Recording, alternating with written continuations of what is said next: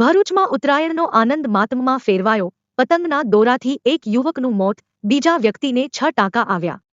ભરૂચમાં ઉત્તરાયણના તહેવાર દરમિયાન પતંગના દોરાથી થયેલી દુર્ઘટનાએ એક પરિવારનો આનંદ માતમમાં ફેરવી નાખ્યો છે. સામલોદ નજીક નબીપુર વિસ્તારમાંથી પસાર થઈ રહેલા 32 વર્ષીય સંજય મૂળજીભાઈ પાટણવાડિયાનું પતંગના દોરાથી ગળું કપાઈ જવાથી કરુણ મોત નીપજ્યું હતું. ગંભીર ઈજાગ્રસ્ત સંજયને તાત્કાલિક ભરૂચની સિવિલ હોસ્પિટલમાં લઈ જવામાં આવ્યો હતો, જ્યાં હાજર તબીબોએ તેમને મૃત જાહેર કર્યા હતા.